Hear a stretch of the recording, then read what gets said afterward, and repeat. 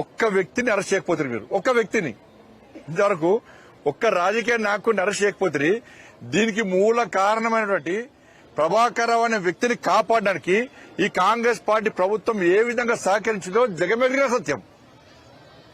సుప్రీంకోర్టులో వాదనలు వినిపించారు, మీరు హైకోర్టులో వాదనలు వినిపించారు.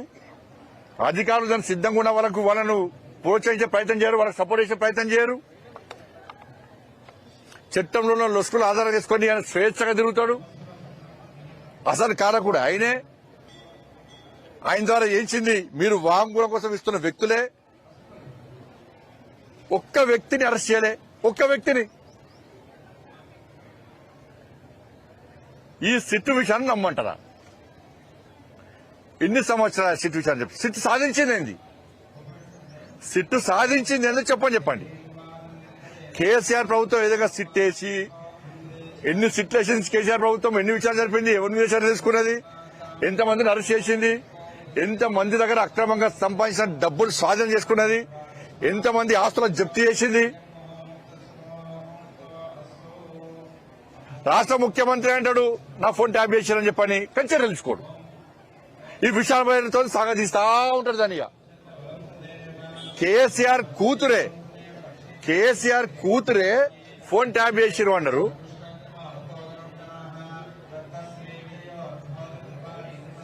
కేసీఆర్ అల్లుడు హరీష్ రావు గారు చాలా ఒక సంవత్సరం పాటు ఆయన ఫోనే వాళ్లే, ఆ విషయం అందరూ తెలుసు. అదే సంవత్సరం పాటు ఫోన్ వాళ్లే. ఇన్ని సాక్ష్యాలున్నాయి, ఇన్ని ఆధారాలున్నాయి, ఇది చర్చ జరుగుతున్నది, ఇది వాస్తవం.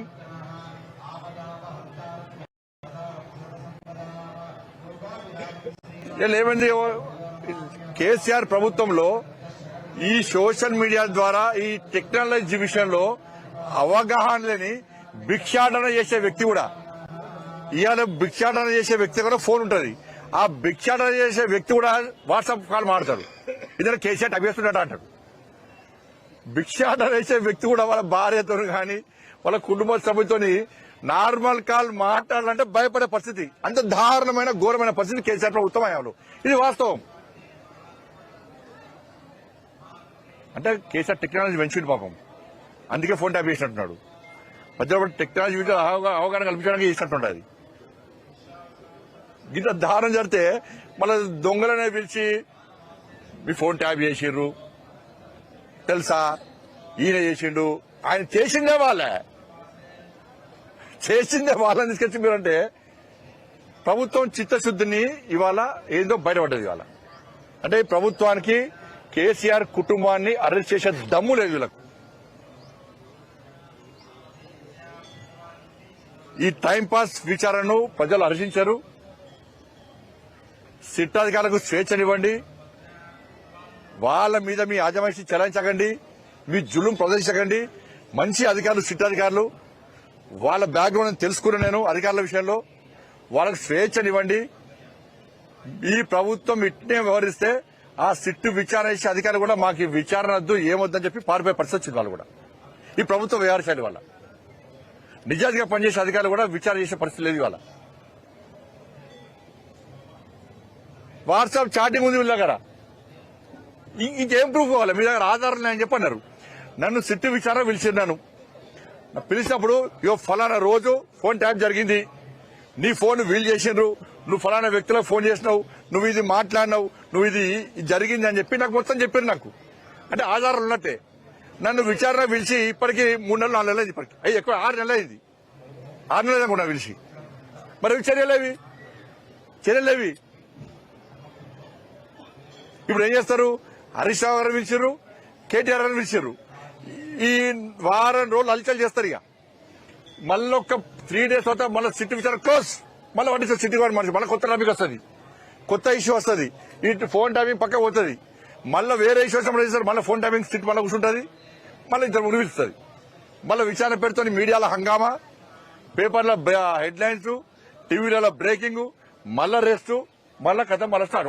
వాళ్ళకి అనుకూలం. ప్రభుత్వానికి ఏదైనా సమస్య వచ్చినప్పుడు, అవినీతి ఆరోపణలు వచ్చినప్పుడు దాన్ని డైవర్ట్ చేయడానికి ఈ సిట్ అనేది ఆయుధంగా మారింది వాళ్ళకి. ఇంతమందిని మాలాంటి వ్యక్తులను ఇంతమందిని విచారణ జరిపారు. మీరు ఏం చేసిర్రు, ఏం చదివించుకున్నారు, ఆధారాలు అన్ని నాకు చూపెట్టారు. ఆధారాలు అన్ని నాకు చూపెట్టారు. ఇంత మంచి ఆధారాలు మీ దగ్గర ఉన్నప్పుడు ఇంకా విచారణ పేరుతో ఎందుకు కాలాపన చేస్తున్నారు? మీరు వాళ్ళని తిడతారు, వాళ్ళు మిమ్మల్ని తిడతారు. ఎందుకు చేస్తున్నారంటే ఎక్కువ విచారణ చేసిన కొద్దీ ఢిల్లీకి ఎక్కువ ముడుపులు ముడతాయి. ఏసీసీ భవన్ కు ఫామ్ హౌస్ కు మధ్యలో డీల్ కుదురుతలేదు.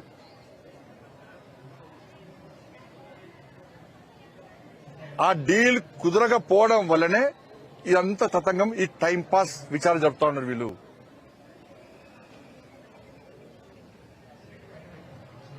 మంత్రులు ఆరోపణలు చేస్తారు, ముఖ్యమంత్రి ఆరోపణ చేస్తాడు. అరే ఒక జడ్జిల ఫోన్లు విన్నరు అంటే ట్యాపింగ్ జరిగింది, ట్యాప్ చేసిరు అంటే ఇంతకంటే దారుణమైన విషయం ఏమున్నది? ఇక సామాన్య ప్రజలు ఎవరు చెప్పుకుంటారు? పోయి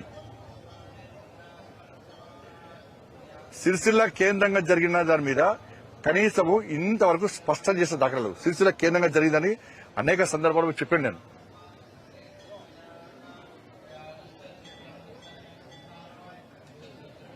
ఎలక్ట్రోల్ బాండ్ ద్వారా వేల కోట్ల రూపాయలు వసూలు చేసి చెప్పినాం. ఏ విచారణ దాని మీద.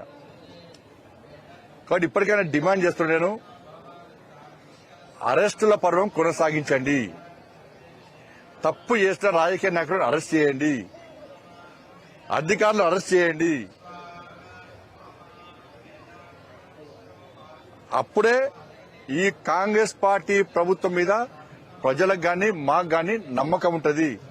మీ లోపాయికారి ఒప్పందాలతోని లోపల మాట్లాడుకుంటూ ప్రజలను మమ్మల్ని పిచ్చోళం చేస్తే మేమంతా పిచ్చోళం కాదు. మేము ఏం జరుగుతుందో ప్రజలు గుర్తిస్తున్నారు. మీ డీల్ కుదిరే వారు కూడా ఇదే విధంగా చేస్తున్న విషయం మాకు తెలుసు. మీకు చిత్తశుద్ధి ఉంటే వెంటనే చర్యల పరంపర కొనసాగించాల్సిందిగా నేను కాంగ్రెస్ పార్టీ ప్రభుత్వాన్ని డిమాండ్ చేస్తున్నాను. క్యూన్యూస్ పేరు చెప్పి ఎవరైనా వసూళ్లకు, అక్రమాలకు, బెదిరింపులకు గురి చేసిన క్యూన్యూస్ కి సమాచారం ఇవ్వండి. క్యూన్యూస్ ఎప్పుడూ ఇలాంటి చర్యలకు పాల్పడదు, ప్రోత్సహించదు. క్యూన్యూస్ ఎల్లప్పుడూ ప్రజా గొంతుకగా ప్రజల సమస్యల కోసం నిరంతరం పోరాడుతుంది. మీకు ఎలాంటి సమస్య ఉన్నా క్యూన్యూస్ ని కాంటాక్ట్ అవ్వండి. సంప్రదించవలసిన ఫోన్ నెంబర్ 7569534968 8688926084.